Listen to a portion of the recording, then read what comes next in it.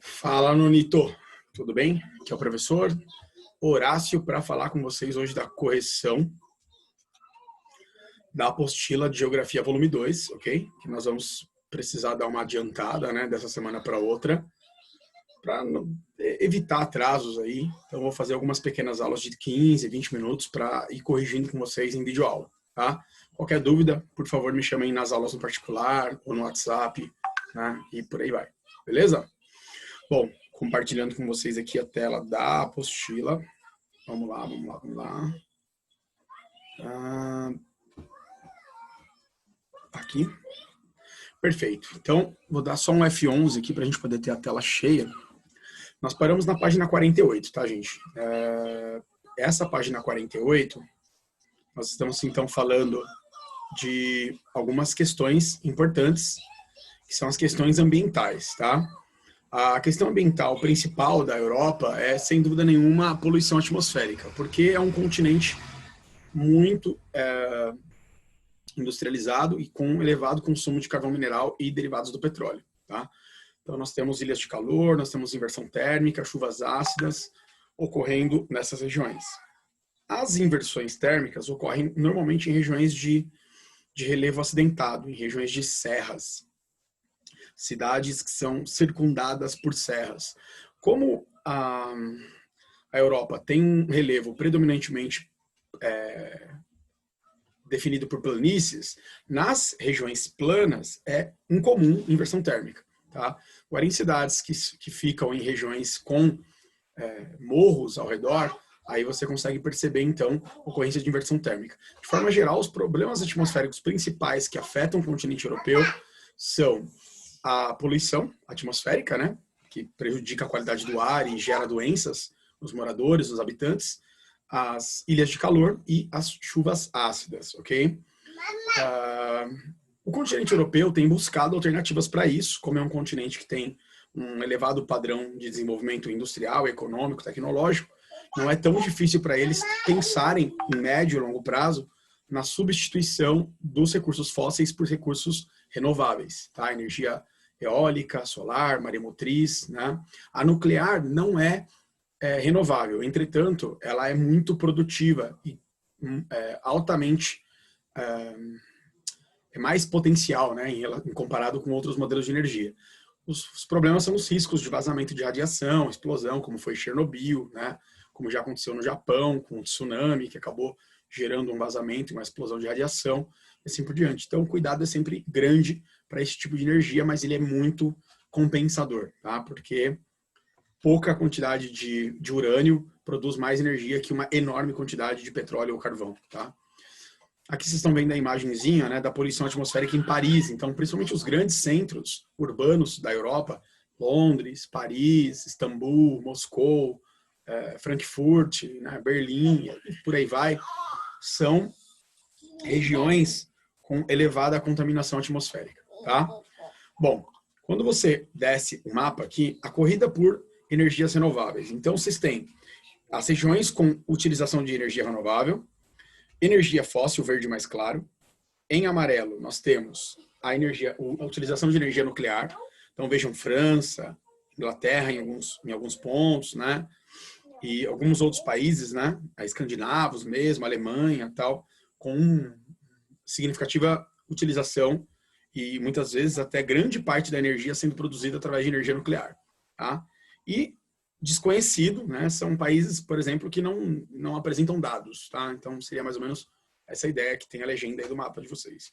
Vejam que renovável e nuclear é considerável, tá? Tem algumas regiões que ainda utilizam muita energia fóssil, é predominante em algumas regiões, mas vejam que a Europa já tem um modelo de energia mais sustentável do que outros países como China, Estados Unidos, né? E por aí vai. O Brasil, felizmente, temos muita energia hidrelétrica, né? E temos opção para energia solar, temos opção para energia eólica, só precisamos desenvolver e investir um pouco mais nisso, né? Bom, primeira pergunta aí da 8, né? O título do mapa vai ao encontro das metas propostas pela COP, ou melhor, Acordo das Partes 21, que foi o Acordo de Paris, assinado por 195 países em 2015? Se você olhar a legenda do mapa, a resposta é sim, correto? Por quê? Porque a ideia da COP21 é reduzir voluntariamente a emissão de dióxido de carbono até 2033. Então, os países que têm desmatamento, como o Brasil, têm que reduzir o desmatamento. Os países que emitem muito dióxido de carbono por queima de combustível fóssil, então reduz, substitui o combustível fóssil por combustíveis renováveis mais sustentáveis. Então, esse mapa revela que a Europa está fazendo a lição de casa. Tá? Esse gráfico, né, esse desenho, então, mostrando para vocês aí a utilização de energia geotérmica, tá? Que é a utilização, então, do calor, né, do interior da Terra, das áreas próximas a vulcões ativos, áreas próximas a instabilidades tectônicas que geram caloria interna da Terra, né, do manto, e você capta essa energia e transforma essa energia em energia elétrica, tá? Então, vocês têm um modelo importante. Nos últimos 50 anos, a Europa vem se destacando pela preocupação com a questão de energia alternativa.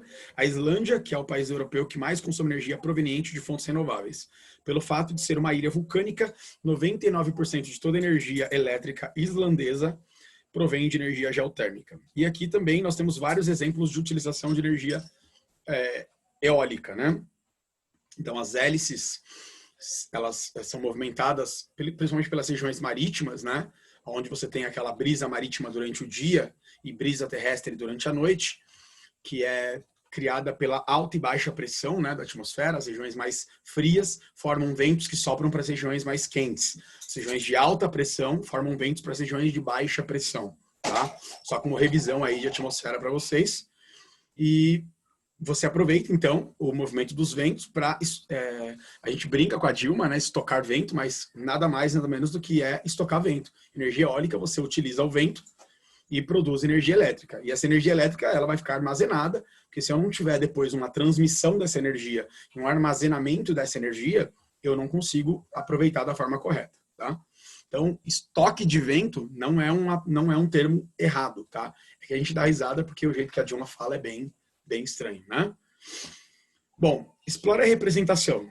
Sobre a questão do uso e da produção de energia renovável, analise os dois gráficos a seguir. Então, vocês têm consumo interno bruto de energias renováveis na União Europeia, de 1990 a 2016, e produção primária de energia proveniente de fontes renováveis na União Europeia, de 90 a 2016.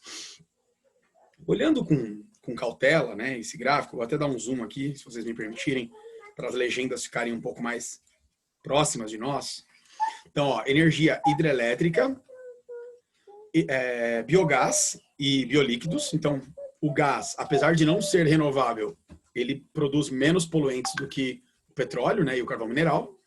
Energia solar e energia renovável. Tá? Então, vejam, de 90 até 2014, que há um grande salto aqui, né, em termos de quantidade, né, de consumo da energia proveniente de fontes alternativas e renováveis, tá?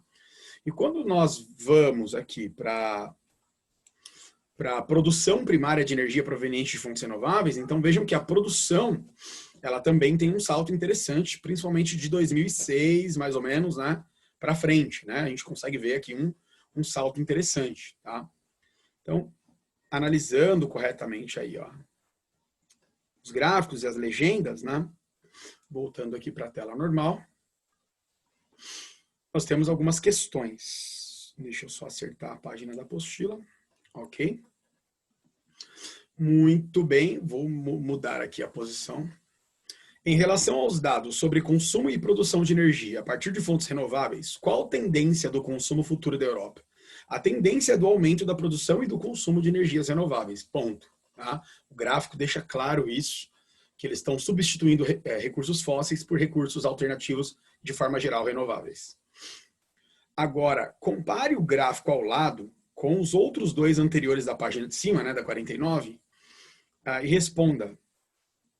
Ou melhor, para responder se a tendência apresentada é a mesma, algum país chegou à meta estabelecida pela União Europeia? Então, a tendência é a mesma, tá?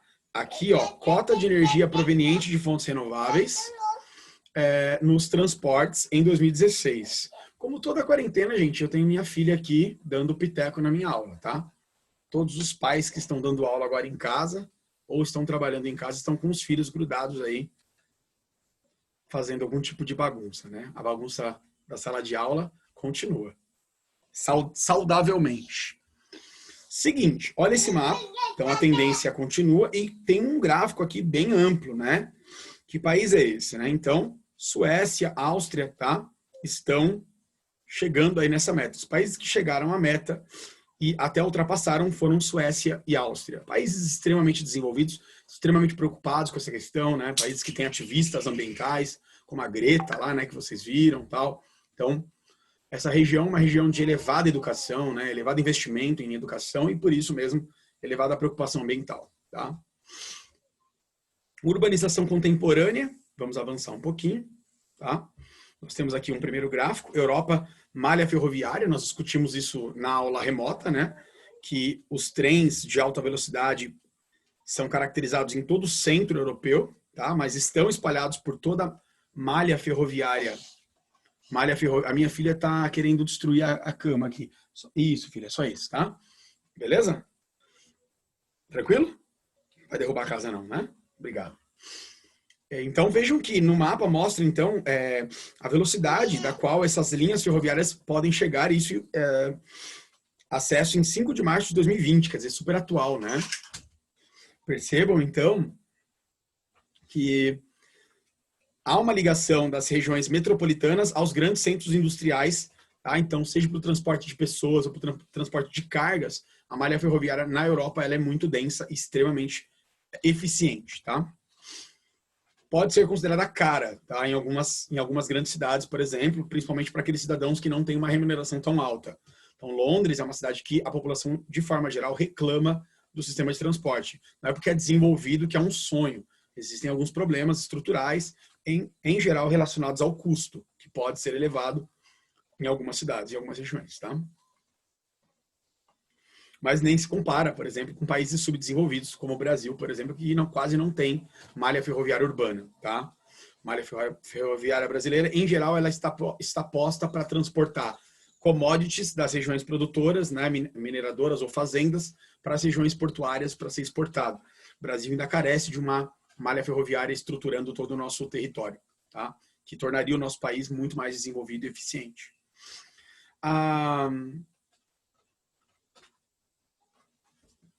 Nós temos aqui, vamos dar uma olhada para ver se tem alguma pergunta aqui. Lá em cima, né? Observe a sequência de imagens da cidade alemã de Frankfurt. Quais são os períodos retratados nas imagens? Quais são as principais mudanças que você percebe nas sequências das imagens? Então, nós temos aqui uma imagem, possivelmente aí proveniente do século XVIII, XIX, né? Do início da urbanização. E nós vamos para a foto atual, então, onde nós percebemos um adensamento urbano de moradias, de edificações muito maior na imagem atual, tá? E embaixo, na questão 2, a partir da leitura do mapa, a seguir, localize onde está concentrada a maior parcela da população urbana. Então, isso aqui eu já tinha discutido com vocês em aula, tá? A população urbana está concentrada nas regiões centrais do continente europeu, tá? Então, urbana encontra-se na Europa Ocidental, com destaque para Reino Unido, Bélgica e Holanda, tá? São as regiões com a maior densidade demográfica, com populações aí que estão estimadas em 200 habitantes por quilômetro quadrado, em média, tá? Não me lembro agora de cabeça, mas acho que seja isso. Aí aqui nós temos a legenda, tá bom? Avançando.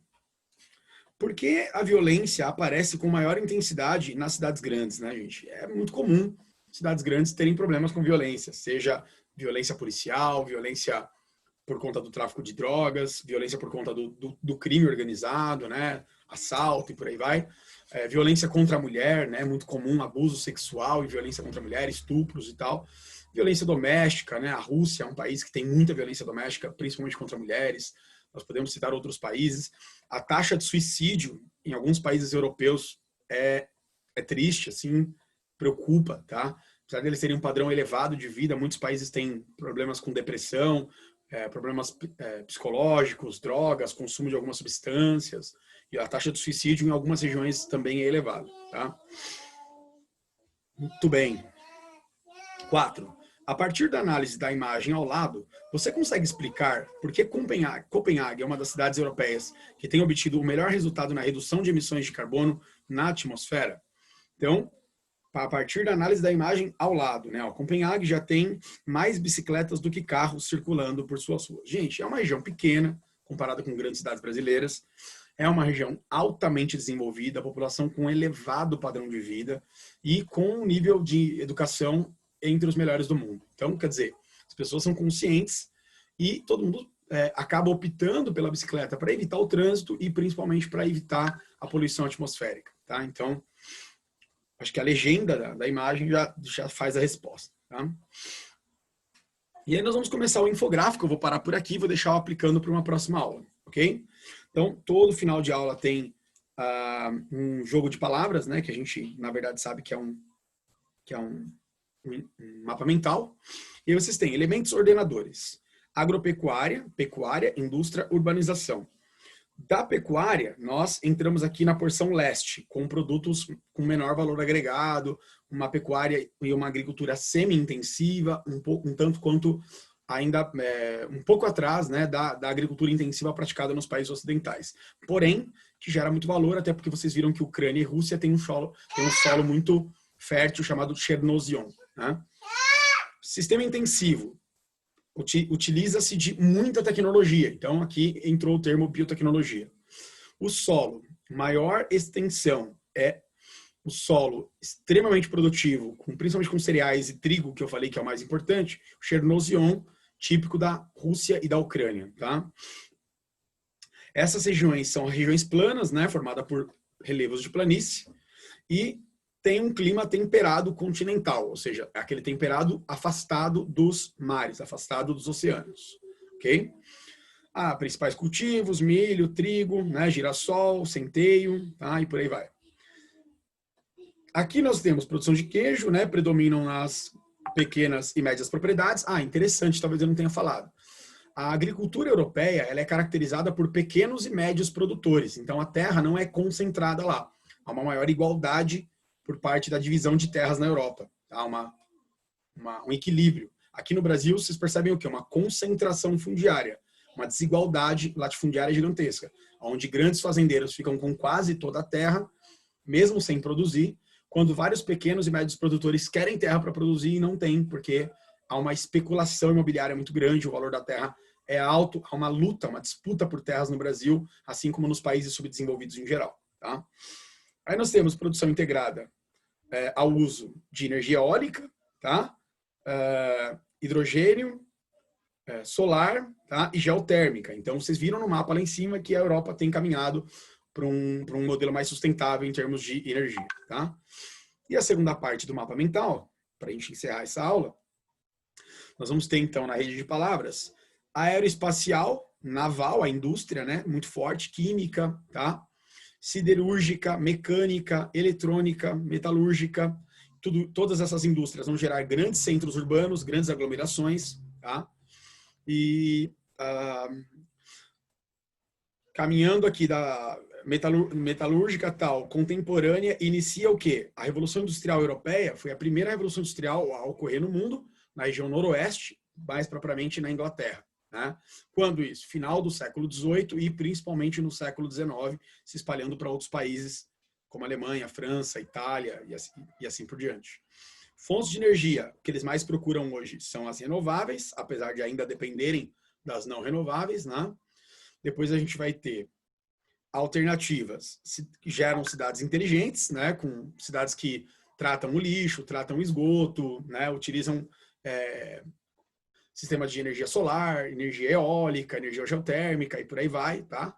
Cidades inteligentes, as smart cities, também estão relacionadas ao grande uso da tecnologia, da internet, Wi-Fi, fábricas inteligentes que operam sozinhas. Isso gera desemprego, tá? Para quem não tem qualificação profissional. Então, acho que é importante linkar isso também. Vocês já viram isso na apostila passada. Aqui nós vamos ter, então, uma grande malha de ferrovias e hidrovias, que são o melhor e mais complexo sistema de transportes da Europa e do mundo, tá? Junto com rodovias e aerovias, que são também muito utilizadas, porque o padrão de consumo é alto, então os europeus, em geral, conseguem usar o avião. E infovias, que são os centros de dispersão de tecnologia. Se você pensar bem, na Revolução Industrial, na Revolução Técnico-Científica e Informacional, cada computador é um centro, né? A partir de um computador ligado à rede de internet, você consegue ir para qualquer lugar do mundo, consegue movimentar dinheiro, consegue investir, consegue, né, montar uma empresa virtual e por aí vai. Então, cada computador é um centro, tá? Dentro desse conceito de infovia. Gente, é isso, tá? Eu vou parar por aqui, o aplicando eu vou deixar para a próxima aula. Espero que vocês tenham entendido. Qualquer dúvida, me procurem. Estou à disposição de vocês. Um forte abraço.